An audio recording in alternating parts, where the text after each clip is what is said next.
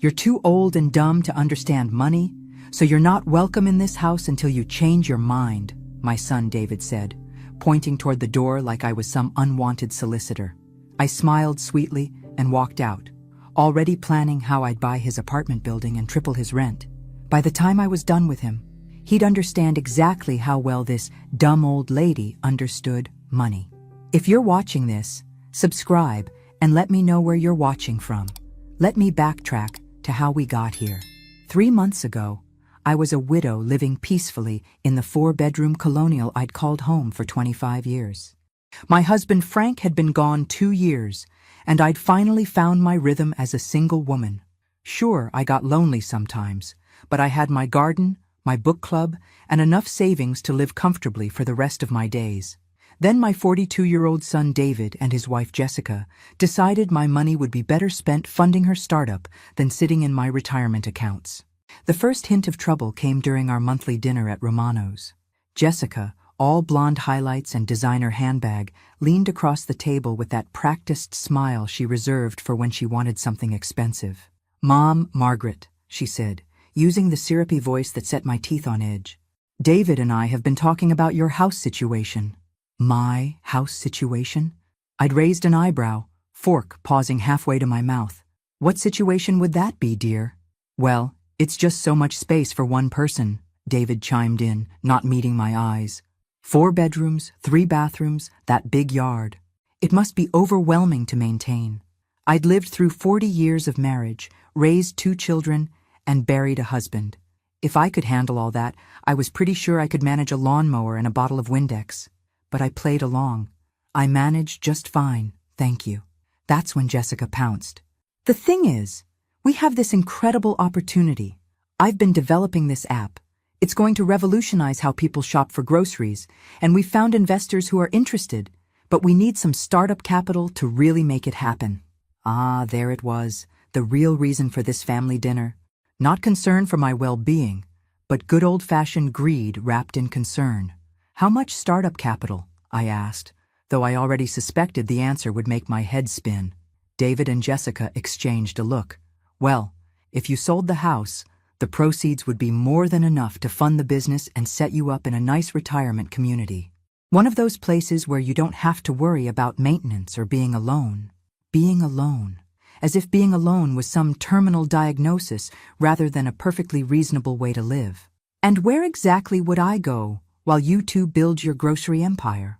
"There's this wonderful place called Sunset Manor," Jessica said, pulling out her phone to show me glossy photos.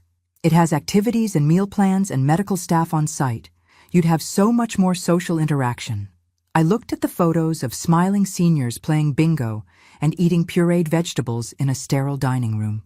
"How thoughtful of you to research this without mentioning it to me first." The conversation had continued for another hour, with David and Jessica taking turns explaining why selling my home to fund their business venture was actually the best thing for everyone involved. I'd listened patiently, asked reasonable questions, and then driven home to my overwhelming house, where I'd spent the evening researching real estate investment opportunities. That conversation had been 3 weeks ago. Since then, they'd called daily with new reasons why I should liquidate my assets for their benefit. Yesterday's visit had been the final straw.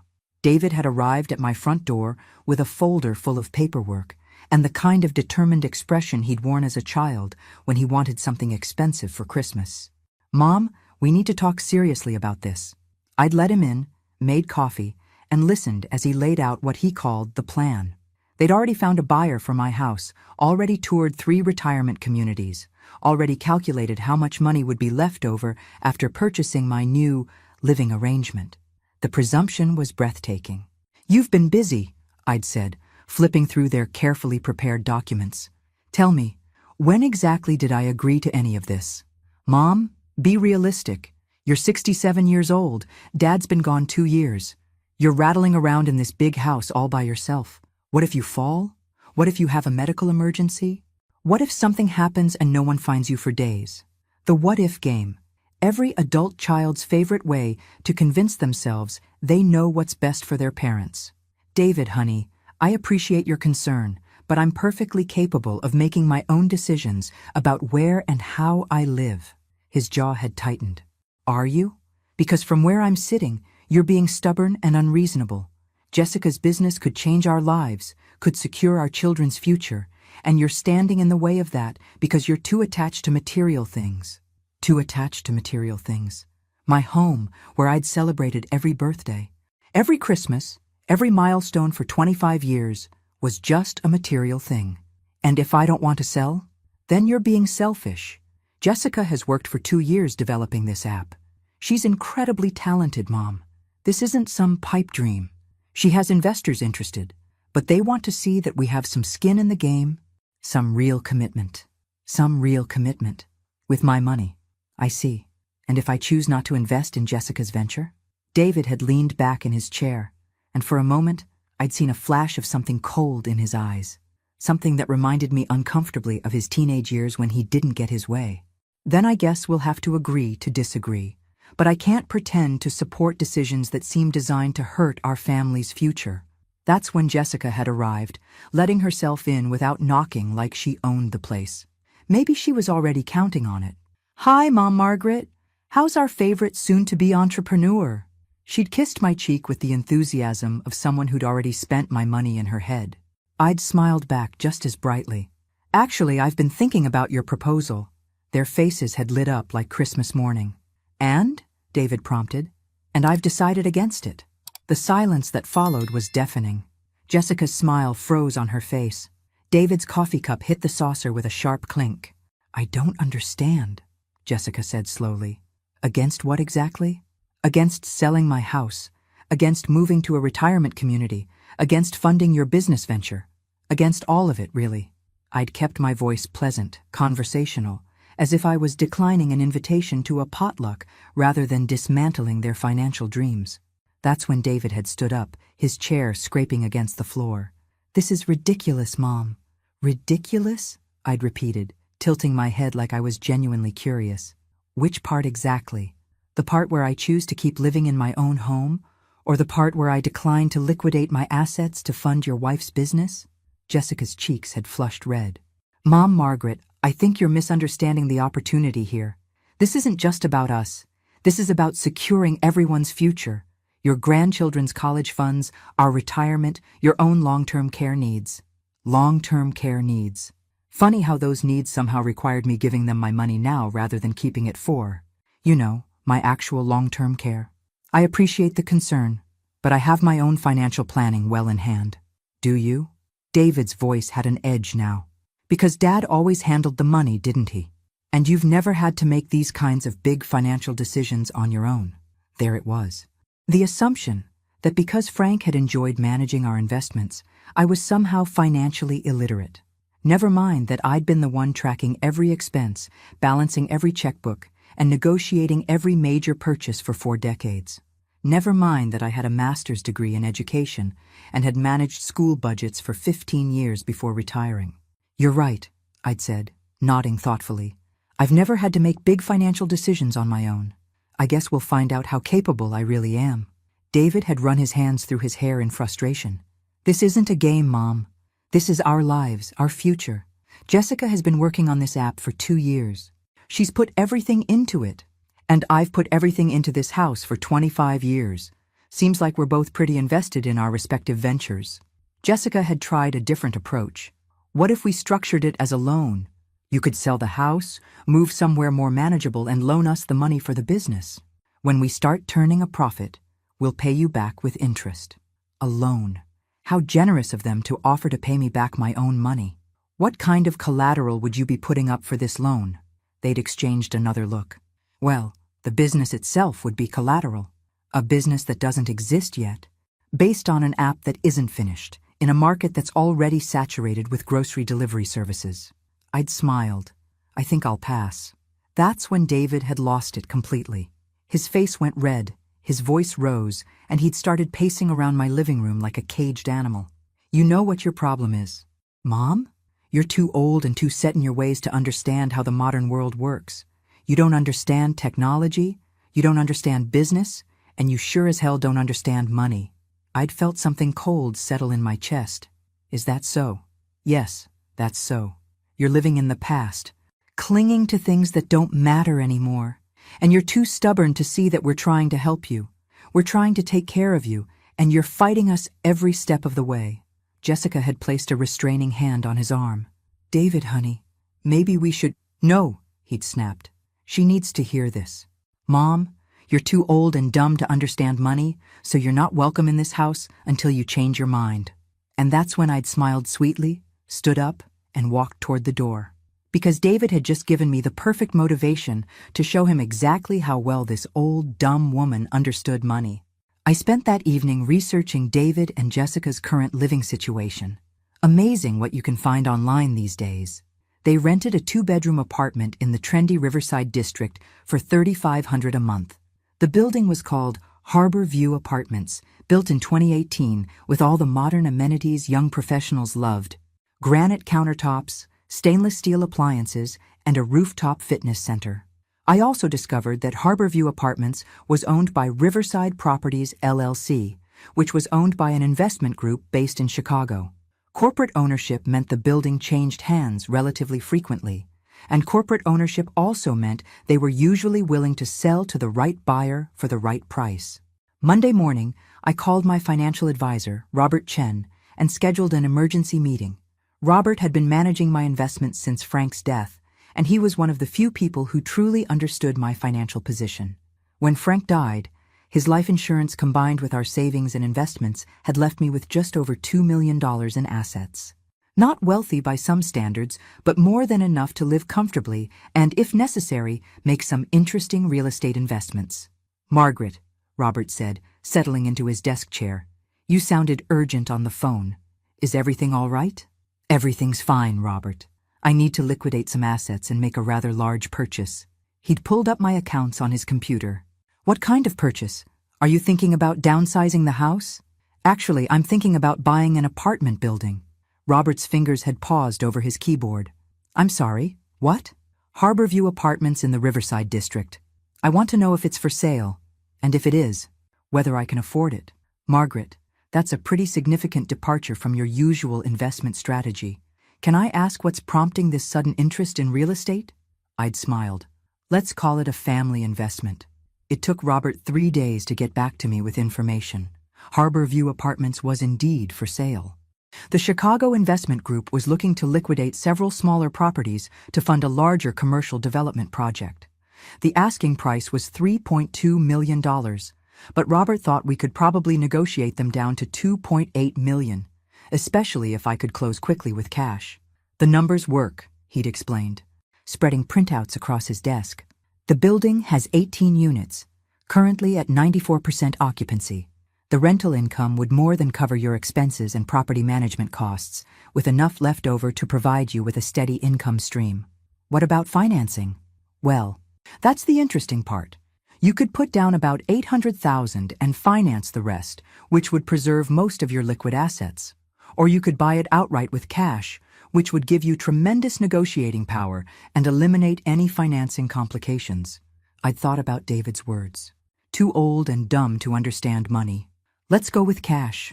Robert had stared at me for a long moment. Margaret, that would leave you with very little in liquid savings. Are you absolutely certain about this? I'm certain. Can I ask why this particular building? I'd smiled again. My son and daughter-in-law live there. I thought it might be nice to be their landlord. The look on Robert's face had been priceless. Oh my. The negotiations took 2 weeks. The Chicago group was motivated to sell, especially when I came in with a cash offer and a 30-day closing timeline. We settled on $2.7 million, which left me with about $300,000 in liquid assets, plus my house and the rental income from 18 apartment units. I didn't tell David and Jessica what I was doing. In fact, I didn't speak to either of them at all during those 2 weeks. When David called, I let it go to voicemail. When Jessica stopped by, I pretended not to be home. I wanted the sale to be complete and legally binding before they had any idea what was happening. The closing was scheduled for a Tuesday morning at Robert's office. I wore my best navy blue suit, the one I'd bought for Frank's funeral, and carried a leather portfolio that had belonged to my father. If I was going to become a real estate investor, I figured I should look the part. Congratulations, Mrs. Sullivan, the title company representative said, handing me a thick folder of documents. "You are now the proud owner of Harborview Apartments." I'd shaken hands with everyone in the room, signed what felt like 100 pieces of paper, and walked out the owner of the building where my ungrateful son and his ambitious wife paid $3,500 a month in rent. That afternoon, I called the property management company that had been handling the building for the previous owners. "This is Margaret Sullivan, the new owner of Harborview Apartments. I'd like to schedule a meeting to discuss some changes to the rental agreements." The property manager, a pleasant woman named Carol Henderson, met me at the building the next morning. She gave me a tour of the common areas, explained the current lease terms, and reviewed the tenant files with me. Harborview was well maintained and profitable, with a waiting list of potential renters. "Most of our current leases are up for renewal within the next 6 months, Carol explained, as we sat in the building's small management office. "Standard practice is to increase rents by about 3 to 5% annually to keep up with market rates." "What about larger increases?" I asked. "What if the market supports significantly higher rents?" Carol had consulted her tablet. "Well, the law allows rent increases up to 10% without additional justification. Anything higher than that requires documentation that the increase reflects fair market value. But this area has been gentrifying rapidly. Comparable units in newer buildings are renting for $4,000 to $4,500 a month. $4,000 to $4,500 a month. I'd done some quick math in my head. David and Jessica's current rent was $3,500. A rent increase to $4,500 would represent nearly a 30% increase, but it would also bring their unit in line with market rates. "I'd like to review the lease for Unit 4B specifically," I'd said. Carol had pulled up the file. Carol had pulled up David and Jessica Sullivan. "They've been excellent tenants, always pay on time, no complaints from neighbors. Their lease is up for renewal in 6 weeks. "Perfect," I'd said. "I think it's time they learned about market rates." I spent the next few weeks learning everything I could about being a landlord. I read books about property management, researched tenant rights and landlord responsibilities, and studied the rental market in the Riverside district. I wanted to make sure that when I raised David and Jessica's rent, I was doing it legally and appropriately. I also had Carol conduct a professional market analysis of Unit 4B. The analysis confirmed that comparable units in the area were indeed renting for $4,000 to $4,500 per month. David and Jessica had been getting a bargain at $3,500, probably because the previous owners hadn't kept up with market rates. 3 weeks after I bought the building, I got a call from Jessica. "Mom, Margaret," her voice was tight with barely controlled frustration. "We need to talk. David is being stubborn about calling you, but this has gone on long enough." "Has it?" I asked, settling into my favorite chair with a cup of tea. "What exactly has gone on long enough?" "This silent treatment. Whatever this is you're doing. We understand you're upset about our conversation, but you're being childish." Childish. That was rich, coming from a woman who'd spent months pressuring me to sell my home to fund her business venture. "I'm not upset, dear. I've been busy." "Busy with what?" "Investment opportunities. It turns out I understand money better than anyone thought." There was a pause. "What kind of investment opportunities?" "Real estate primarily. I've discovered I have quite a knack for it." "Mom, Margaret, if this is some kind of passive-aggressive way to make a point about our business proposal..." "Oh no, dear. I've moved on from your business proposal entirely. I'm focused on my own ventures now." Jessica had sighed dramatically. "Look, we're willing to compromise. What if we found a different way to fund the startup? What if we took out a business loan instead of asking you to sell the house?" "That sounds like an excellent plan," I'd said cheerfully.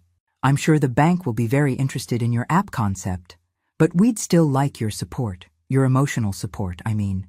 It would mean a lot to know that you believe in what we're trying to build." "Emotional support. Free of charge, naturally."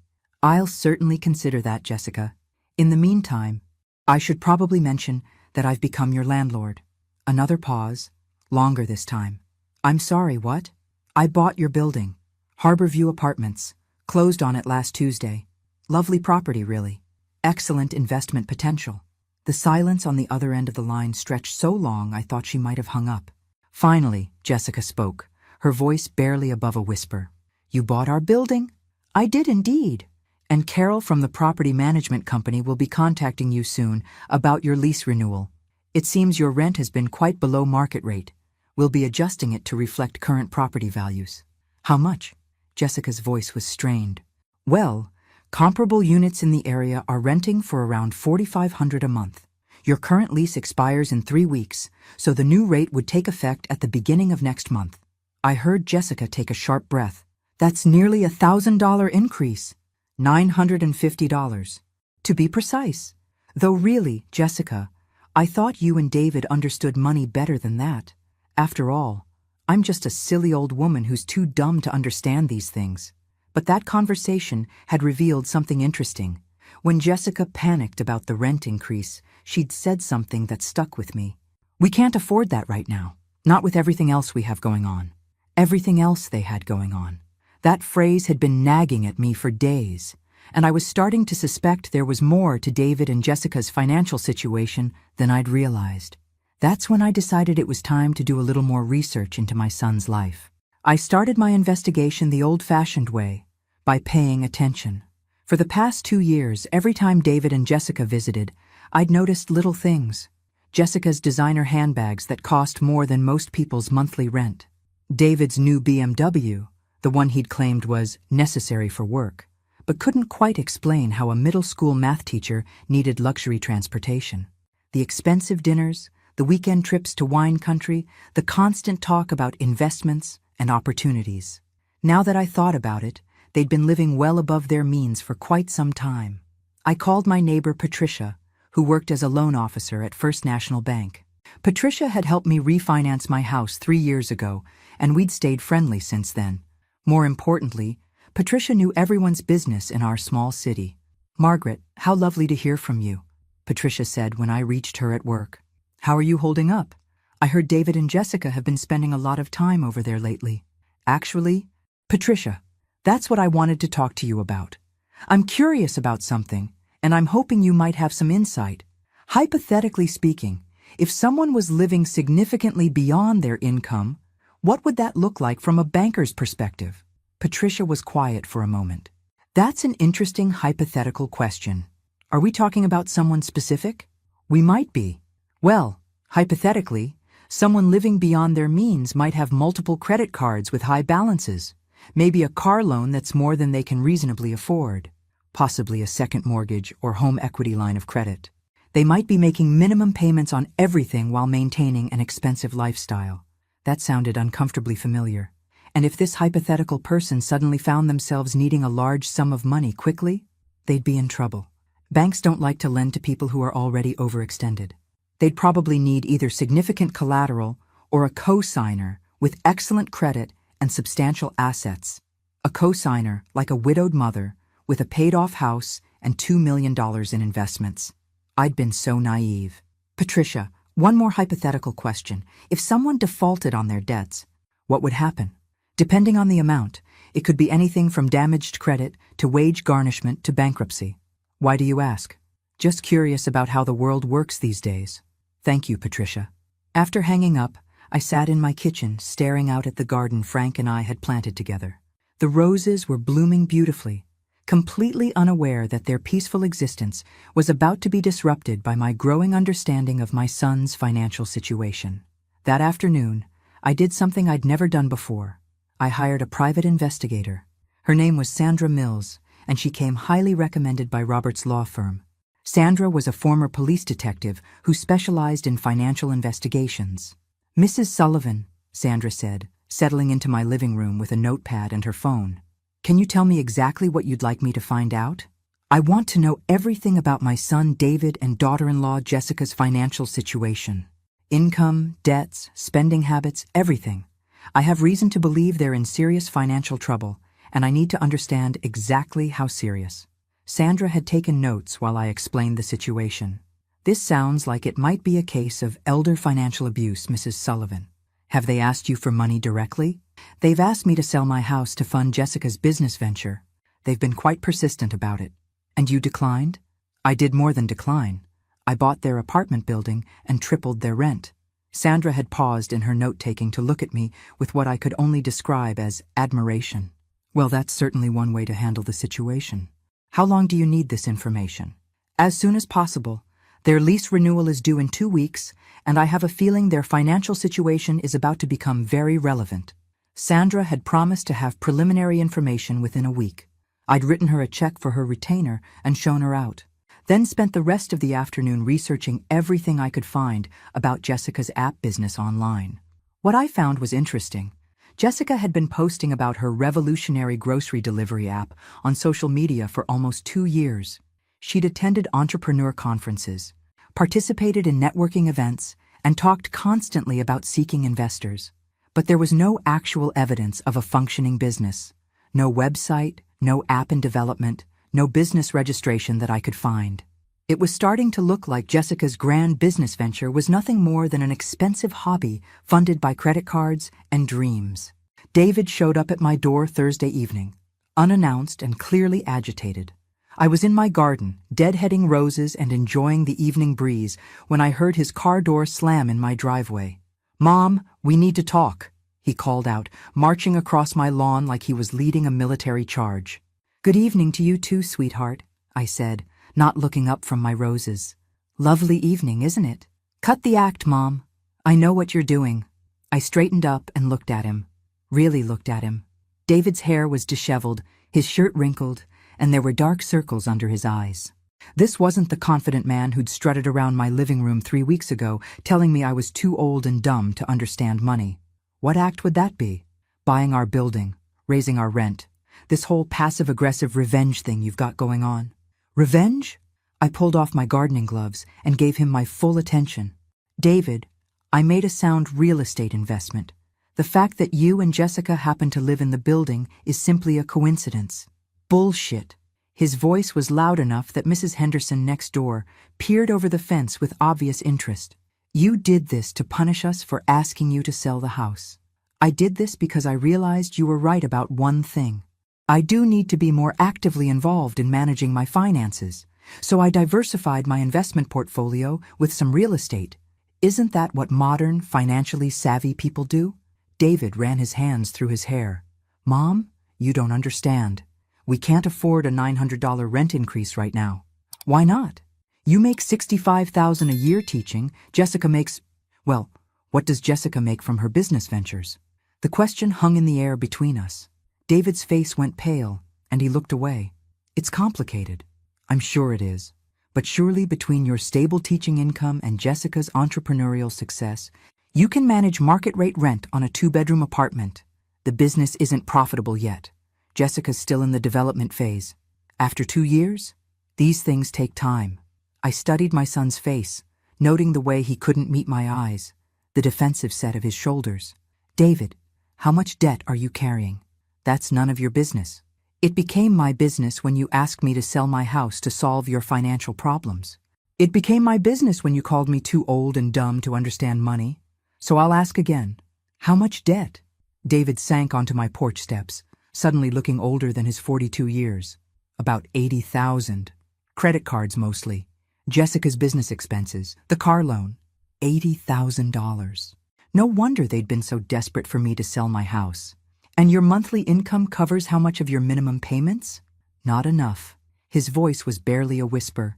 "We've been using credit cards to pay credit cards for the past 6 months. Jessica keeps saying she's on the verge of a breakthrough with investors. But there are no investors." David looked up sharply. "What makes you say that?" "Because I did some research, sweetheart. Jessica's been talking about this app for 2 years, but there's no evidence it actually exists. No business registration, no website, no prototype, nothing." "That's not true." "She's been working incredibly hard." "On what exactly?" "David, have you ever seen this app she's developing? Have you seen any code? Any business plan? Any actual evidence that it exists outside of Jessica's imagination?" The silence stretched between us. David stared at his hands, and I could see the exact moment he admitted to himself what he'd probably suspected for months. "She keeps saying she needs the right equipment, the right software, the right connections," he said finally. "Everything costs money. And she says once she has the right resources, she'll be able to demonstrate the concept to investors." Poor David. He'd been married to Jessica for 8 years, and he still didn't understand that he was married to a dreamer, not an entrepreneur. "Honey, I think it's time you face the reality of your situation. The next morning, Sandra Mills called with her preliminary report. What she'd found confirmed my worst suspicions and added a few new wrinkles I hadn't expected. Mrs. Sullivan, your son and daughter-in-law are in serious financial trouble, Sandra said without preamble. David's telling the truth about the $80,000 in credit card debt, but that's just the beginning. Jessica has been using his excellent credit to open new accounts, and she's been moving money between cards to avoid default notices. I sat down heavily in my kitchen chair. How bad is it? They're currently carrying debt on 17 different credit cards.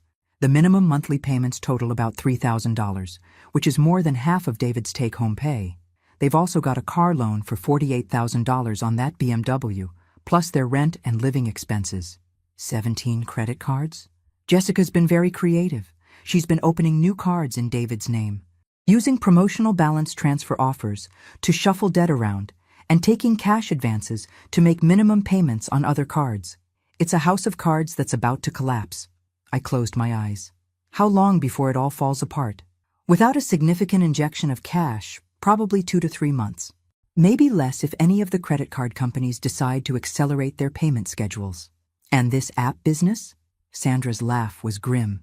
Mrs. Sullivan, I couldn't find any evidence that Jessica has ever written a single line of code. She's been attending networking events and entrepreneur meetups, talking a big game about her revolutionary app, but there's no business entity, no intellectual property filings, no software development contracts, nothing. As far as I can tell, she's been using business expenses as an excuse to fund a lifestyle she can't afford. The picture was becoming crystal clear. Jessica had convinced David that she was building a business empire while actually building a debt empire. And when the walls started closing in, they'd turned to the most obvious source of quick cash, David's widowed mother with her paid-off house and substantial savings. There's one more thing, Sandra continued. I found records of Jessica attending something called Entrepreneur Success Seminars. These are essentially get-rich-quick schemes that prey on people with big dreams and limited business experience. She spent almost $15,000 on various courses, coaching programs, and motivational seminars over the past 2 years. $15,000 on seminars about how to become successful while accumulating $80,000 in debt. The irony was almost too painful to contemplate. Thank you, Sandra. Please send me your full report when it's ready. After hanging up, I sat in my kitchen for a long time, staring at the phone and thinking about my son. David wasn't a bad person. He was a good teacher who genuinely cared about his students. He'd been a loving father to his children before his divorce 5 years ago, but he'd also always been susceptible to confident people who promised him easy solutions to complex problems. First his ex-wife, who'd convinced him that their marriage would be perfect if only he'd change everything about himself. Now Jessica, who'd convinced him that financial security was just one revolutionary app away. My phone rang, interrupting my thoughts. Jessica's name appeared on the screen. Mom Margaret. Jessica's voice was bright and cheerful, as if nothing had changed between us. I was wondering if you might be free for lunch today. I have some exciting news about the business, and I'd love to share it with you. Exciting news? I almost laughed. I'd be delighted, dear. Where shall we meet? How about that cute little cafe downtown? Rosemary's Bistro? Noon? Perfect. I'll see you there. After hanging up, I smiled for the first time in days. It was time to find out exactly what kind of exciting news Jessica had to share. And it was time to let her know that her future landlord was very interested in her business ventures. Rosemary's Bistro was crowded with the lunch crowd when I arrived at noon. Jessica was already seated at a corner table, looking radiant in a new silk blouse that probably cost more than most people's weekly grocery budget. She waved enthusiastically when she spotted me, like we were old friends meeting for a casual chat rather than a desperate woman about to pitch her last-ditch scheme to her mark. Mom Margaret, you look wonderful, Jessica gushed as I sat down. I ordered you the salmon salad. I know how much you love their salmon. How thoughtful. I settled into my chair and smiled. You mentioned exciting news about your business. Jessica's eyes lit up with the fervor of a true believer. Yes, and I'm so glad you're here to share this moment with me. Margaret, I've been selected to participate in TechStart Accelerator's Elite Entrepreneur Program. How wonderful. What does that involve? It's a 6-month intensive program where established successful entrepreneurs mentor promising startups. They provide workspace, technical support, marketing guidance, everything a business needs to go from concept to market. She pulled out her phone and showed me a glossy website featuring smiling young people in modern office spaces. The program has a 93% success rate for launching profitable businesses. Companies that go through TechStart typically see initial investments of $500,000 to $2 million within the first year. I studied the website carefully. And what does this program cost? Jessica's smile faltered slightly. Well, it's not exactly free. The program fee is $45,000, but when you consider the potential return on investment, $45,000. I had to admire Jessica's commitment to her delusions. Even facing financial ruin, she was still chasing expensive dreams. That's quite a substantial fee. But it's an investment, not an expense. Margaret, this is the break I've been working toward for 2 years. This program will give me everything I need to launch successfully. And you have $45,000 to pay for this program? Jessica's confident facade cracked just a little. That's actually why I wanted to have lunch with you today. I know our last conversation didn't go well, and I know you've made some decisions about your living situation that we might not have initially understood. Ah, there it was. The real reason for this lunch meeting. Go on. I was hoping that maybe, seeing this incredible opportunity, you might reconsider your position on supporting the business. Not the whole house-selling plan, obviously, but maybe a smaller investment. Just enough to cover the program fee. I sipped my iced tea and considered my response. Sandra's investigation had revealed that TechStart Accelerator was one of those entrepreneur coaching companies that charged desperate people enormous fees for services they could get for free at any small business development center. Their 93% success rate was based on their definition of success, which apparently included anyone who managed to create a business entity, regardless of whether it ever made $1 in profit. $45,000 is indeed a smaller amount than selling my house, I said thoughtfully. But it's still a significant sum. Of course it is, and I wouldn't ask if this wasn't such an incredible opportunity. Margaret, I know David said some things he shouldn't have said. He was frustrated about our financial situation, and he took it out on you. That was wrong. What financial situation would that be? Jessica's spoon clinked against her soup bowl. Oh, you know, the usual challenges young couples face, student loans, the mortgage. She trailed off, apparently remembering that she rented an apartment, not owned a home. The mortgage on what, exactly? I meant rent. You know what I mean. I leaned forward slightly. Jessica, I know about the 17 credit cards. The color drained from Jessica's face. I don't know what you're talking about. I know about the $80,000 in debt. I know about the cash advances and balance transfers.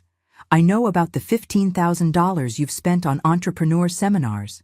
And I know that this revolutionary app you've been developing for 2 years doesn't actually exist. Jessica sat frozen, her spoon halfway to her mouth. Around us, the normal sounds of the restaurant continued. Conversations, clinking silverware, the espresso machine hissing. But our corner table had become an island of tense silence. Margaret, I can explain. I'm sure you can. You're very good at explaining things. Jessica, you explained why I should sell my house. You explained why David and I were too old-fashioned to understand modern business. You explained why your app was going to revolutionize the grocery industry. The problem is, none of your explanations were true. Jessica's hands were shaking now. You don't understand the pressure I'm under. David's job barely covers our basic expenses, and I've been trying so hard to build something, to create a future for us. By destroying your present. Jessica, you've convinced my son to accumulate enough debt to buy a house, all in service of a business that exists only in your imagination. The business is real, Jessica insisted, but her voice lacked conviction. I just need the right resources to make it happen. No, dear, you need the right reality check to make it stop. Jessica stared at me across the table, and I watched as the last of her pretenses finally crumbled. Her shoulders sagged, her perfect posture collapsed. And for the first time since I'd known her, she looked like what she actually was. A scared, overwhelmed woman who'd gotten in way over her head. I don't know how to stop, she whispered. It started small, just a few thousand on credit cards to attend some business seminars. But then I met all these successful entrepreneurs, and they made it sound so easy. They said if I just had the right tools, the right connections, the right program, I could build something amazing. And each program cost more money. They all promised they were the last investment I'd need to make. Each seminar led to another opportunity, another chance to learn from someone who'd already succeeded. Before I knew it, I was in so deep that I had to keep going forward because I couldn't afford to go back. I felt a familiar mix of frustration and sympathy. Jessica wasn't evil, just foolish and desperately unwilling to face reality. And when did David find out how bad things had gotten? He doesn't know everything, Jessica admitted. He knows about some of the cards, but not all of them. He thinks the debt is around 40,000, not 80. I've been managing the payments, shuffling things around to keep us current. Until now. Until now, she agreed miserably. Margaret, I know I've made mistakes. Huge mistakes. But if I could just get this one last program, if I could just prove that the business model works. Jessica, I reached across the table and took her hand. Stop. Just stop. There is no business model. There is no app. There is no revolutionary anything. There's just a young woman who got seduced by the promise of easy money and convinced herself that the next expensive program would be the magic solution. Tears started streaming down Jessica's face.